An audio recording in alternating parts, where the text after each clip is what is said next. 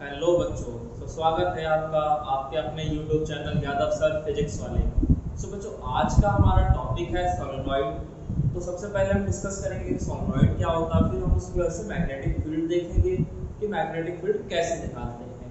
ठीक है, तो अगर हम बात करते हैं सोलेनॉइड की कि सोलेनॉइड क्या होता है, तो सोलेनॉइड सिंपली कुछ भी नहीं, आप कह सकते हैं कि जैसे एक नॉन कंडक्टिंग रॉड है। ये मान लिया जाए ये आपका एक नॉन कंडक्टिंग रॉड है और इस रॉड के ऊपर आपने सिंपली तार लपेट दिया, यानी वायर लपेट दिया इस तरीके से करके। तो अगर आप ये वायर लपेट देते हैं और ठीक है, तो ये क्या था आपका एक नॉन कंडक्टिंग बॉडी है। ठीक है, ये आपका एक नॉन कंडक्टिंग बॉडी है जिसके ऊपर मैंने क्या किया, वायर लपेट दिया सिंपली। तो ऐसा करने से जो चीज अभी आपके सामने है उसी को हम लोग सोलेनॉइड कहते हैं। ठीक है, अब जब हम सोलेनॉइड के थ्रू करंट फ्लो कराएंगे, तो अगर मैंने इसमें करंट फ्लो कराया तो आपको पता है जो करंट है वो इस तरीके से पास करेगा। ठीक है, और इस तरीके से चला जाएगा। तो मुझे बस ये बताइए कि जब सोलेनॉइड में इस तरीके से करंट फ्लो कर रहा होगा तो यहाँ पर कौन सा फेस बनेगा, नॉर्थ फेस या साउथ फेस? तो इसको समझने का सीधा सा फंडा आपको दिख रहा है कि जो तार है पीछे से कहीं से आ रहा है। ठीक है, तो तार आपका अगर पीछे से आ रहा है तो आप सोच के देखो, ऐसे ही तो चल रहा है मामला। ठीक है, इस तरीके से चल रहा है। तो अगर करंट इस तरीके से आ रहा है, ये जो करंट का फ्लो है साफ साफ दिख रहा है आपको, कैसा बन रहा है, क्लॉकवाइज। और अगर इधर से देखने पे क्लॉकवाइज दिख रहा है, इसका मतलब ये वाला फेस जो है साउथ है और ये वाला जो फेस है इसका ये नॉर्थ है। तो आपको पता है कि जो मैग्नेटिक फील्ड लाइंस होती है वो नॉर्थ पोल से निकलती है और साउथ पोल से एंटर कर जाती है। तो ये अगर आपका नॉर्थ पोल है तो जो मैग्नेटिक फील्ड लाइंस होंगी वो कुछ इस तरीके की होंगी, सीधा सा फंडा है। ठीक है, कोई दिक्कत नहीं है। तो ये इस तरीके से यहाँ पर मैग्नेटिक फील्ड लाइंस निकलती है। यहाँ पे आपको बस एक चीज का ध्यान रखना है कि जो हम सोलेनॉइड यूज करते हैं वो मैग्नेटिक फील्ड को प्रोड्यूस कराने के लिए करते हैं। तो अगर हम सोलेनॉइड को मैग्नेटिक फील्ड प्रोड्यूस कराने के लिए यूज करते हैं तो हमारी तो कोशिश ये होनी चाहिए कि भाई ज्यादा से ज्यादा मैग्नेटिक फील्ड प्रोड्यूस हो जाए इसकी वजह से। तो जो यहाँ पर मैग्नेटिक फील्ड प्रोड्यूस होता है वो डिपेंड करता है यहाँ पे नंबर ऑफ टर्न्स पे। ये जो सोलेनॉइड है इसके ऊपर कितने ज्यादा नंबर ऑफ टर्न्स हैं। तो अगर आप ज्यादा से ज्यादा टर्न्स यहाँ पे चाहते हैं तो उसके लिए क्या करेंगे, आप जो टर्न्स लेंगे वो बहुत पास पास लेंगे, यानी कि यहाँ जो बाउंडेड होगा ये टाइटली बाउंडेड होगा। ठीक है, और ये आपका जो लूप है ये हेलिकल लूप बन रहा है। ठीक है, हेलिकल लूप का मतलब क्या होता है, जैसे आपने लोहे वाला जीरा देखा होगा, कई बार घरों के बाहर लगा होता है, वो इस तरीके से घूम के ऊपर की तरफ जाता है। तो इस तरह का जो सेटअप होता है इसी को हम लोग हेलिकल पाथ कहते हैं। तो अगर मुझे सोलेनॉइड को डिफाइन करना हो कि सोलेनॉइड होता क्या है, तो मैं कह सकता हूँ it is a tightly bounded helical loop. तो सोलेनॉइड क्या है, तो एक टाइटली बाउंडेड हेलिकल लूप है। तो इस चीज को मैं लिख देता हूँ यहाँ पे। तो मैंने आपसे क्या बोला कि सोलेनॉइड क्या है, तो it is a tightly bounded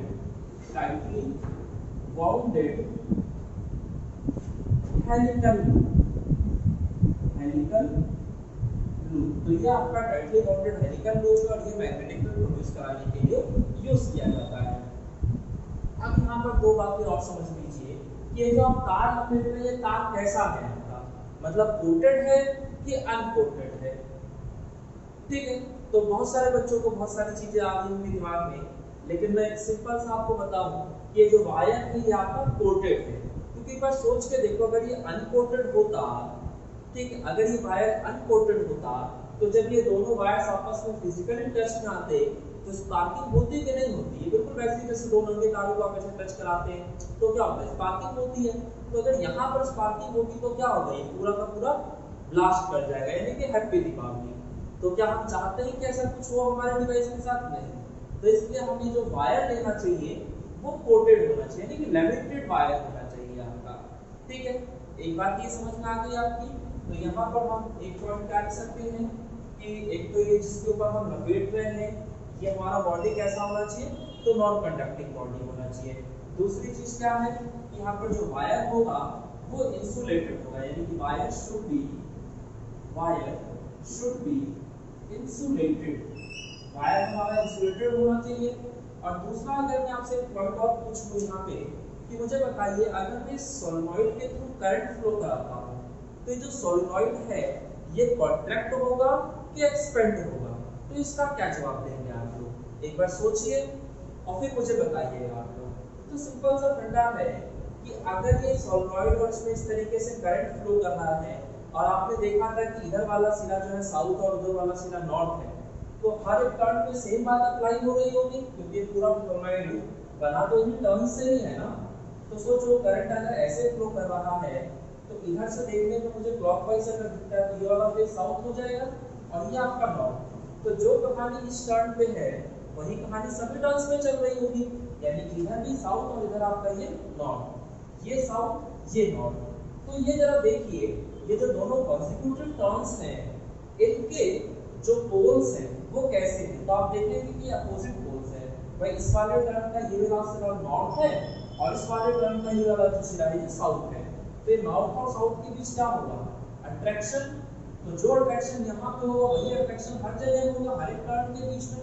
तो जब सारे के सारे टर्न्स एक दूसरे की तरफ अट्रैक्ट होंगे तो ओवरऑल क्या होगा, तो ओवरऑल लेंथ जो होगा ये कंप्रेस कर जाएगा, यानी कि कॉन्ट्रैक्ट हो जाएगा।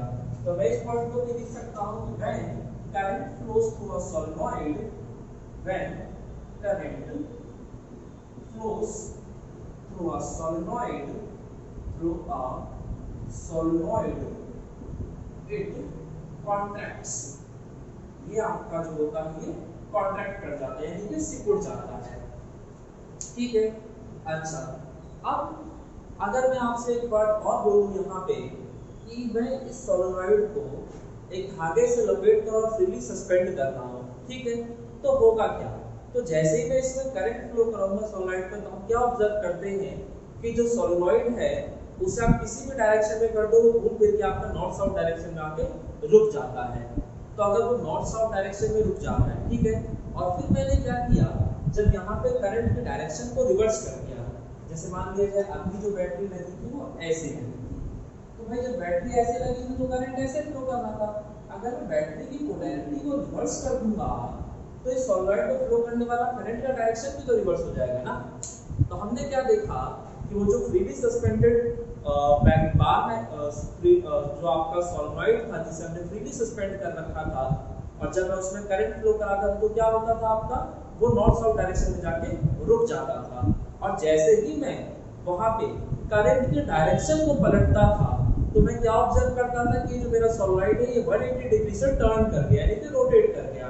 तो इसका मतलब अगर आप करंट के डायरेक्शन चेंज कर दे रहे हैं तो यहाँ पर जो पोल्स डेवलप हुए हैं वो चेंज हो जाते हैं, जिसकी वजह से सोलेनॉइड जो है तो आपका पूरी तरह से टर्न कर जाता है। ये सारे काम वही कर रहा है जो एक बार मैग्नेट करता था। तो मैं यहाँ से इस चीज को कह सकता हूँ कि it behaves like a bar magnet, ये आपका एक बार मैग्नेट की तरह बिहेव करता है। ठीक है, तो हम कह सकते हैं कि when a solenoid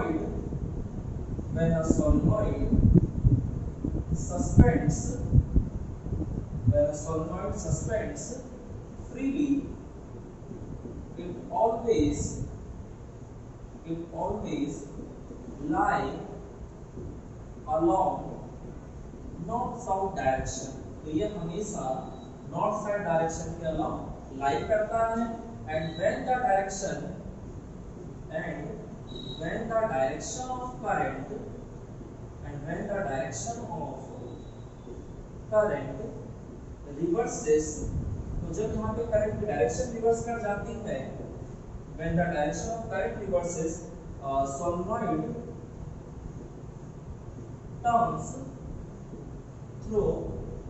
turns हमारा कितने डिग्री से कटा था, 180 डिग्री से। तो यानी कि मैं क्या कह सकता हूँ, यानी कि it behaves like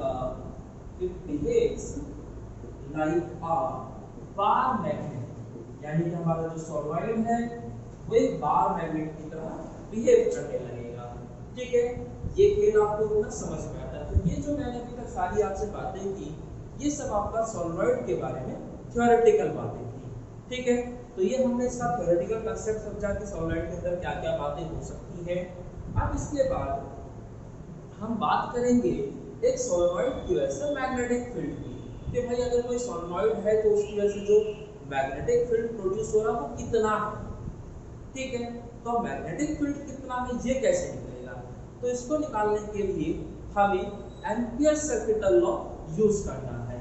और आपको पता है कि एम्पियर सर्किटल लॉ जो है उसको अप्लाई करने के लिए हमें एक क्लोज्ड लूप इमेजिन करना होता है, और उस क्लोज्ड लूप के अबाउट मैग्नेटिक फील्ड का, या ये कह सकते हो उस क्लोज्ड लूप की लेंथ के अलावा मैग्नेटिक फील्ड का इंटीग्रल करना होता है।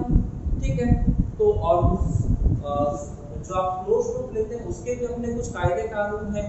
तो वो कायदे कानून मैंने आपको बताया था कि जब भी आप कोई सोलेनॉइड कोई लेंथ इमेजिन करेंगे तो वो लेंथ कैसा होना चाहिए, तो या तो वो फील्ड के पैरेलल हो या तो परपेंडिकुलर हो, जिससे कि आपकी जो कैलकुलेशन है वो बहुत ज़्यादा आसान हो जाए।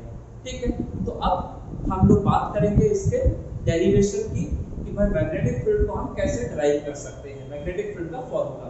तो इसके लिए मैंने क्या किया, ये जो आपका पूरा सोलेनॉइड था, सोचो ये आपका सोलेनॉइड है और इसको मैं ऐसे बीच से ऐसे काट दूं।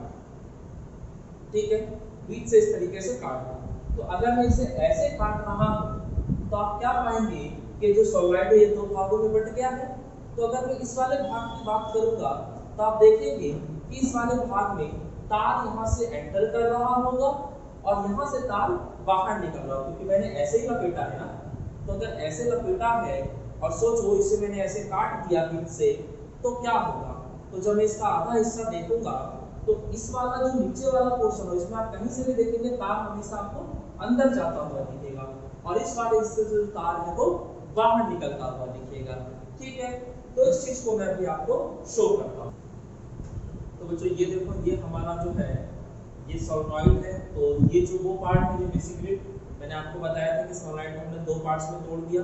तो एक पार्ट आप देखोगे तो इधर वाला जो पार्ट है उसको जब आप देखेंगे तो वो ऐसा सा दिखेगा, आपको सीधा सीधा दिख रहा होगा कि यहाँ से जो तार है वो अंदर जा रहा है और जो तार यहाँ से अंदर गया यहाँ से ऐसे बाहर निकल रहा होगा। ठीक है, तो मैंने इसको इस तरह से दिखा दिया है। ठीक है, तो तार अगर अंदर जा रहा है मींस यहाँ पे जो करंट है वो इनवर्ट है और यहाँ से जो करंट है वो बाहर निकल रहा है।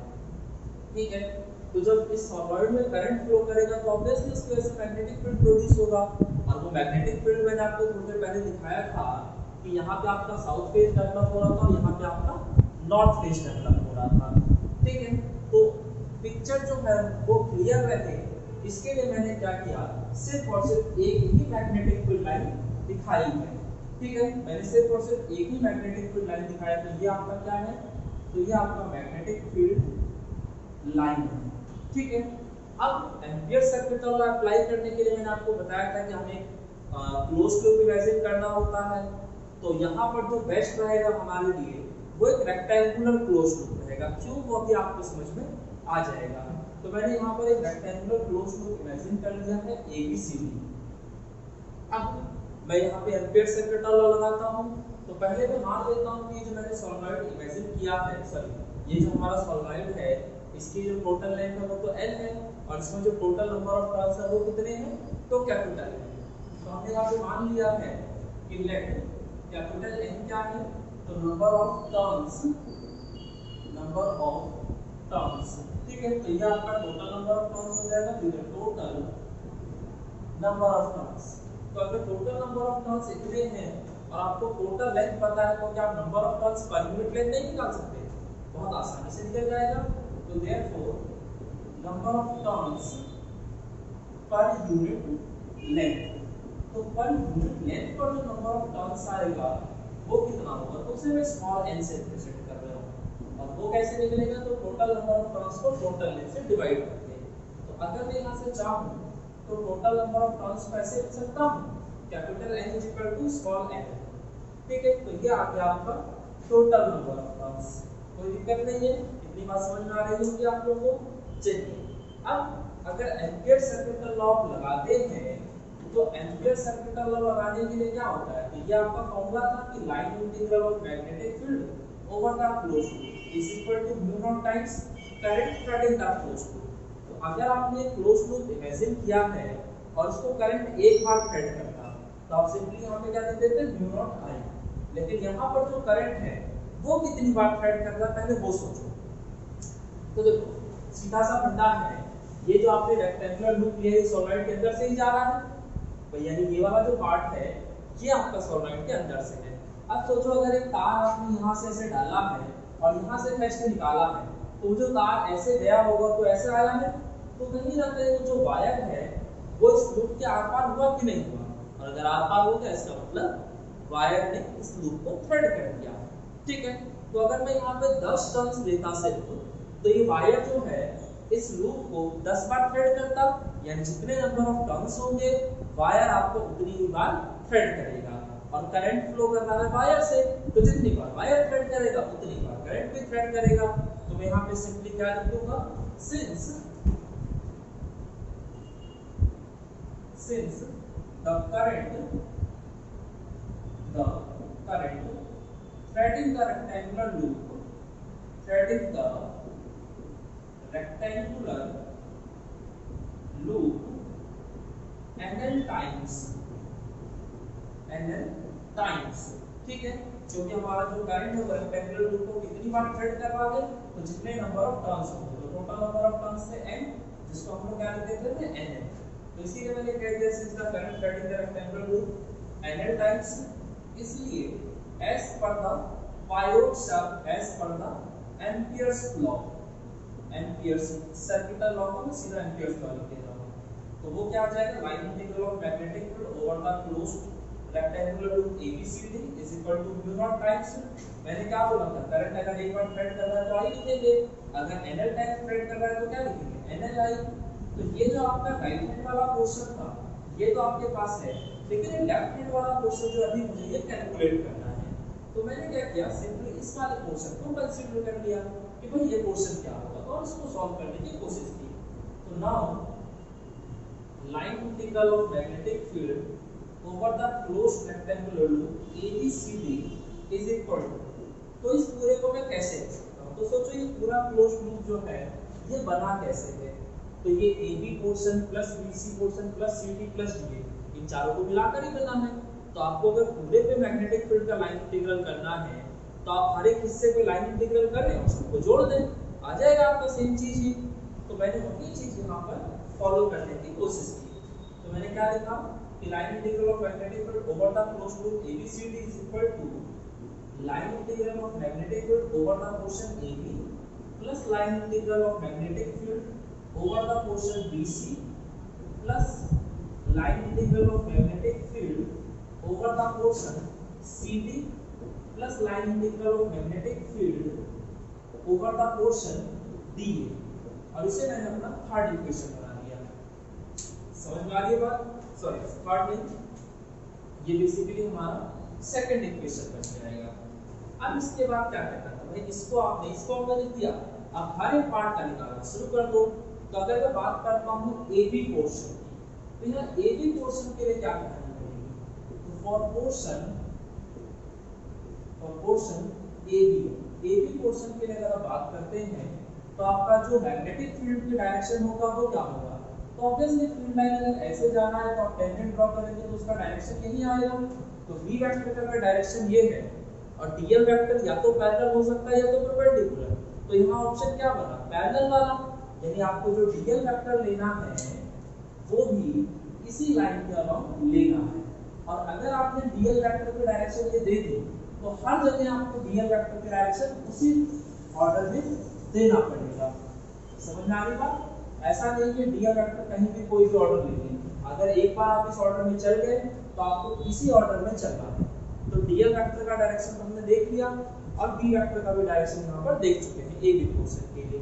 तो यहाँ पर दोनों के दोनों अगर पैरेलल हैं तो for portion AB B vector is parallel to DL vector, इसलिए आपका जो थीटा होगा वो 0 डिग्री हो जाएगा, और इस हिसाब से आपका जो line integral of magnetic field over the portion AB वो क्या हो जाएगा, तो वो हो जाएगा BDL cos 0 डिग्री, और cos 0 डिग्री की वैल्यू 1 होती है और मैग्नेटिक फील्ड जो होगा वो कांस्टेंट होगा, तो वो बाहर चला जाएगा, यानी यहाँ से B बाहर चला गया तो बचा क्या, सिर्फ और सिर्फ DL, और इसका आपको पूरी लेंथ को इंटीग्रेशन करना है। तो भाई अगर ऐसे छोटे-छोटे हिस्से आप ले रहे हैं और पूरे हिस्से को जोड़ देंगे तो पूरा लेंथ तैयार हो जाएगा, यानी यहाँ पे मैं सिंपली क्या लिख सकता हूँ, B into में N। ठीक है, तो यहाँ से मेरे को line integral of magnetic field over the portion AB is equal to DL मिल चुका है, कोई दिक्कत नहीं है। तो ये आपका थर्ड पोर्शन हो गया, यानी थर्ड इक्वेशन हो गई। अब मैं बात करता हूँ इस वाले पोर्शन में। देखो इसका तो काम हो चुका है, अब इस वाले पोर्शन और इस वाले पोर्शन की जरा बात कर लो। तो डीएल वेक्टर की डायरेक्शन तो मैं पहले ही ड्रॉ कर चुका था, अब मुझे सिर्फ और सिर्फ बी वेक्टर की डायरेक्शन ड्रॉ करनी है। तो अगर आप इस पॉइंट पे देखना चाहते हैं तो फील्ड लाइन के अराउंड आप टेंजेंट ड्रॉ करेंगे, तो ये आपका मैग्नेटिक फील्ड का डायरेक्शन आ जाएगा। यहाँ पर भी अगर आप टेंजेंट ड्रॉ करेंगे तो वो भी आपका ऐसे ही आएगा। तो आप देख लीजिए जो आपका एंगल बन रहा है वो दोनों ही जगह 90 डिग्री का है और cos 90 0। तो इन दोनों ही पोर्शन के लिए अगर आप मैग्नेटिक फील्ड का लाइन इंटीग्रल करेंगे भी तो वो आपका 0 आ जाएगा। तो मैं इस चीज को बकायदा यहाँ पे लिख देता हूँ कि for portion BC and DA, तो इन दो पोर्शंस की अगर मैं बात करता हूँ तो मेरा जो B वेक्टर है वो DL वेक्टर के परपेंडिकुलर है और इसलिए आपका जो थीटा है वो 90 डिग्री का आ रहा है। और अगर थीटा 90 डिग्री का है तो आपका जो है कोई लाइन इंटीग्रल होगा मैग्नेटिक फील्ड का over the portion BC and over the portion DA, वो दोनों क्या आ जाएगा आपका 0 आ जाएगा। समझ में आ रहा है मतलब, क्योंकि भाई cos 90 जो होता है वो 0 होता है। तो इन दोनों पोर्शन के लिए तो मामला ही खत्म हो चुका है, कोई दिक्कत नहीं है यहाँ तक। अब इसके बाद अगर मैं बात करता हूँ CD पोर्शन की, क्योंकि सिर्फ यही पोर्शन रह गया है, तो CD पोर्शन के केस में क्या होगा तो मैं आपको बता दूं एक बात और यहाँ जो बहुत इंपॉर्टेंट है, ध्यान रखने वाली है, वो ये है कि जो आपकी मैग्नेटिक फील्ड लाइंस होती है वो रबर बैंड की तरह होती है, जो हम बालों में अपने रबर बैंड लगाते हैं उसकी तरह होती है। तो रबर बैंड जो है अभी आपका नॉर्मल स्टेट में रिलैक्स्ड स्टेट में है अगर, तो आप देख रहे हैं कि इन दोनों पोर्शंस के बीच जो गैप है वो काफी ज्यादा है। लेकिन अगर आप इसको ऐसे में डाल के खींचेंगे तो क्या गैप इतना ही रहेगा? नहीं, तो ये जो गैप है ये बहुत कम हो जाएगा। तो सोचो अगर मैग्नेटिक फील्ड लाइंस भी स्ट्रेच्ड रबर बैंड की तरह है और सोलेनॉइड अगर छोटा होता, ठीक है, अगर आपका सोलेनॉइड छोटा होता तो जो फील्ड लाइंस थी वो ऐसे होती, यानी समझ रहे हो यहाँ से जो फील्ड लाइन निकल रही है वो ऐसे बहुत अच्छा खासा इस एरिया कवर कर रही होती, यानी उस पूरे एरिया में मैग्नेटिक फील्ड होता। बट हम जिस सोलेनॉइड की बात करते हैं वो कौन सा सोलेनॉइड है? तो वो एक लॉन्ग सोलेनॉइड है, और लॉन्ग सोलेनॉइड का मतलब ये है कि उसकी जो लेंथ होगी वो उसके डायमीटर की तुलना में बहुत ज्यादा होगी। तो सोचो अगर लेंथ बहुत ज्यादा है तो जो मैग्नेटिक फील्ड लाइंस होगी वो स्ट्रेच हो जाएगी, और स्ट्रेच होने का मतलब है कि जितने भी फील्ड लाइंस आपका नॉर्थ फेस से निकल रही हैं वो सारी की सारी फील्ड लाइन जो है बिल्कुल सरफेस से टच होकर जाएंगी। यानी कि अगर सरफेस से थोड़ा सा भी ऊपर जाके देखें तो आपको एक भी मैग्नेटिक फील्ड लाइन देखने को नहीं मिलेगी। तो अगर एक भी मैग्नेटिक फील्ड लाइन ऊपर देखने में नहीं मिल रही है इसका मतलब क्या हुआ? तो इसका सीधा सा मतलब है कि ऊपर जाएंगे आप तो मैग्नेटिक फील्ड ही नहीं मिलेगा आपको, क्योंकि जो भी फील्ड होता है वो होता तो फील्ड लाइंस की वजह से ही है ना। जितनी ज्यादा फील्ड लाइंस फील्ड उतना ही स्ट्रांग। तो अगर फील्ड लाइन कम होगी तो फील्ड वीक होगा, और फील्ड लाइन नहीं होगी तो फील्ड ही नहीं होगा। तो इसीलिए हम लोग क्या कहते हैं कि practically it is found that, तो हम यहाँ पे क्या लिखेंगे कि practically it is found that, practically क्या पाया गया कि outside the solenoid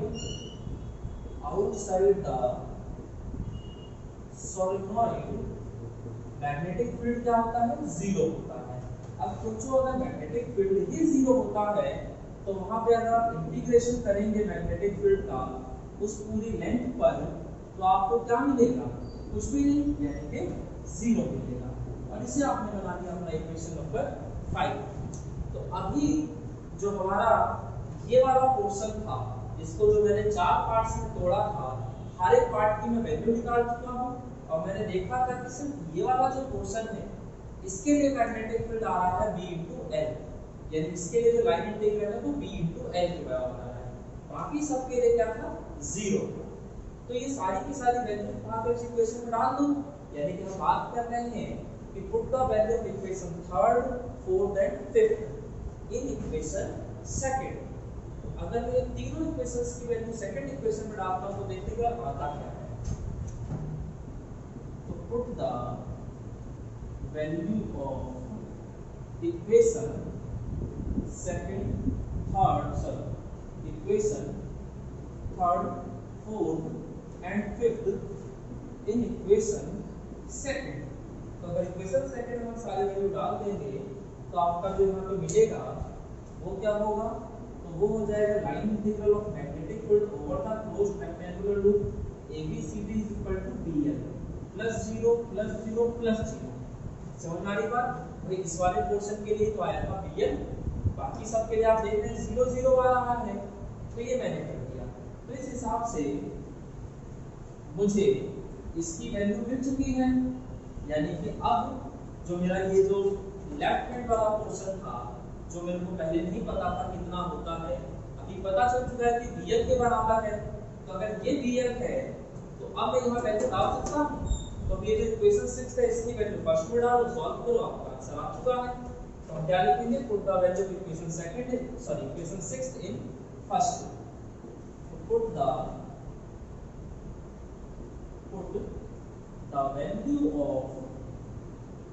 value of equation 6 in equation first। तो इक्वेशन 6 की वैल्यू अगर हम फर्स्ट में डालेंगे तो हमारा जो line integral of magnetic field था ये वाला पूरा पोर्शन, ये पूरा पोर्शन किसके बराबर आ गया था, BL के बराबर। और ये वाला जो पोर्शन था ये तो हम पहले ही निकाल चुके थे, म्यू नॉट NL I। तो यहाँ इस L से ये L कट जाएगा तो हमारा जो मैग्नेटिक फील्ड निकल के आएगा वो आ जाएगा B म्यू नॉट NL। ठीक है, तो ये हमारा मैग्नेटिक फील्ड निकल के आ जाता है। यहाँ पर जो आपको ध्यान देना है वो ये है कि यहाँ पर जो स्मॉल n है इसका मतलब टोटल नंबर ऑफ टर्न्स नहीं है, number of turns per unit length. तो कई बार आपको जो न्यूमेरिकल देगा वहां पे बोलेगा कि एक सोलेनॉइड है जिसका लेंथ इतना है और उसमें करंट इतना फ्लो कर रहा है और यहाँ पे नंबर ऑफ टर्न्स इतने हैं। तो कुछ बच्चे जो बहुत अच्छे होंगे वो क्या करेंगे, जो नंबर ऑफ टर्न्स दे रखा है उसी के वैल्यू उठाकर यहाँ पुट कर देंगे, सॉल्व करेंगे और सोचेंगे कि उनके जो क्वेश्चन है वो बिल्कुल सही हो गया। लेकिन रियलिटी क्या है कि गलत हो गया। क्यों? क्योंकि उन्हें यही नहीं पता कि ये जो वो स्मॉल n दे रहे हैं वो है क्या।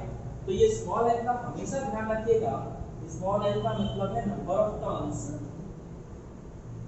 Per unit length. तो इस चीज का हमेशा ध्यान रखिएगा। जब आप ये फॉर्मूला याद करें तो पहले तो फॉर्मूला याद कर लें कि b म्यू नॉट NI है, फिर ये याद कर ले कि n का मतलब number of turns per unit length. ठीक है, अगर इतना है तो आपका काम चल जाएगा। तो ये हो गया हमारा पूरा का पूरा डेरिवेशन सोलेनॉइड की वजह से मैग्नेटिक फील्ड का। तो आई होप कि आप लोगों को ये सब चीजें समझ में आई होगी। ठीक है, यहाँ पर एक और चीज होती है वो ये है कि भाई ये जो मैग्नेटिक फील्ड निकला है ये सोलेनॉइड के अंदर का है, यानी कि वेल इनसाइड द सोलेनॉइड की हम बात कर रहे हैं। बट अगर हम एंड्स पे चले जाते हैं, यानी इस एंड पे कोई पूछ ले मैग्नेटिक फील्ड क्या होगा या इस वाले एंड पे कोई पूछ ले कि मैग्नेटिक फील्ड क्या होगा, तो वहां पर जो आपका फॉर्मूला होगा वो क्या होगा, तो जो ये फॉर्मूला था इसी का हाफ कर देंगे, यानी जो मैग्नेटिक फील्ड आता है एंड्स पे वो हाफ होता है।